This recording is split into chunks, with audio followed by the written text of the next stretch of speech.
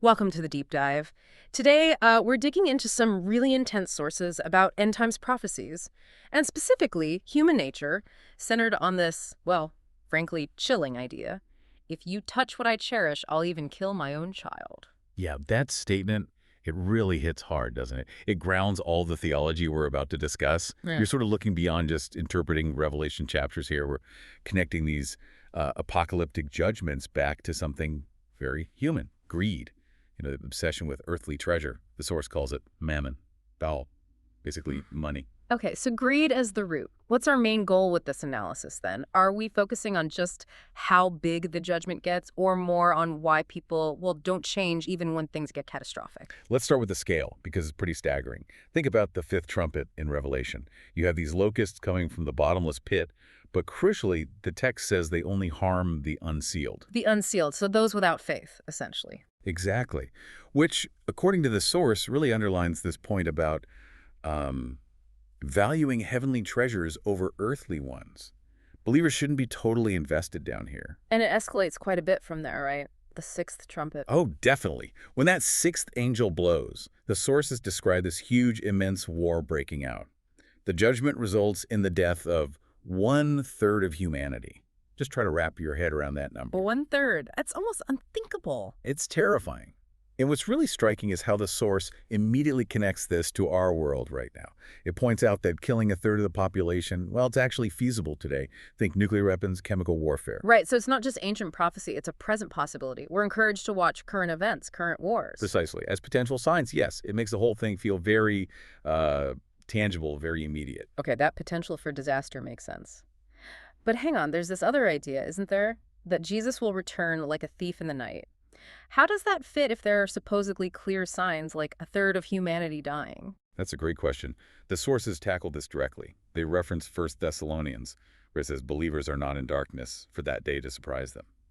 The idea is that Revelation itself, these detailed prophecies, are like a letter from God. They provide the signs. So believers can discern the times. They shouldn't be caught completely off guard like the unprepared virgins in the parable. That's the argument, yes. Prepared, watchful, not totally surprised. But here's the really jarring part of the analysis. What reaction, or lack thereof? Exactly. Even after witnessing all this plagues, unimaginable death, the survivors, the remaining 2/3, they don't repent. They don't, even after seeing 1/3 of the world die. No. Revelation 9, verses 20 and 21 are explicit. It says the rest of mankind, who weren't killed by these plagues, still did not repent. They kept worshiping demons, idols of gold, silver, bronze, stone, wood, things they can't see or hear or walk.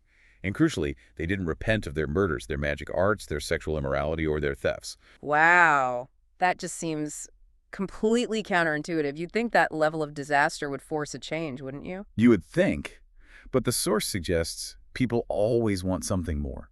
A bigger miracle, a louder sign. It reminds me of Jesus talking about the sign of Jonah, basically saying, you've had enough signs. Or like Abraham's response to the rich man in Hades, the one who wanted Lazarus sent back to warn his brothers. Exactly that. Abraham says, look, if they don't listen to Moses and the prophets, the truth they already have, they won't be convinced even if someone rises from the dead.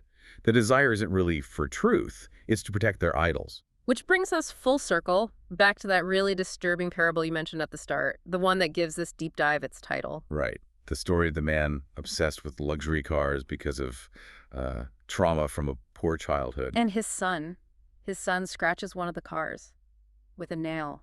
And the father just snaps, loses complete control. He grabs a hammer and shatters his own son's hand. It had to be amputated. That's horrific. And the reason the boy scratched the car is trying to write a note on it. Don't touch, it's Dad's. Oh. Trying to protect the very thing his father cherished more than him. The father later commits suicide. I mean, that story just lays it bare, doesn't it? The whole concept of misplaced value, putting possessions above human life, even your own child. That's the absolute core of it, according to these sources. It shows how totally consumed people can become by what they cherish. This isn't just about abstract sins like murder or theft in the end times. It's this specific mentality. My stuff is safe, so who cares if the whole world burns? That's the danger zone. So it connects that deep personal greed mammon directly to potential global destruction, like in Noah's day, people just eating, drinking, oblivious. Unaware until the flood came. Exactly. So for you listening, what's the final thought here? What's the key takeaway from this, well, this dark reflection on human nature? I think the final, really crucial warning is about arrogance. It's insidious. It doesn't burst in. The sources say it gradually creeps in. You start mistaking God's grace, his blessings, for your own power, your own achievement. And you have to remember where that road ends. Remember James. Greed, when it is fully conceived, gives birth to sin. And sin, when it is complete, brings forth death. That's the ultimate consequence.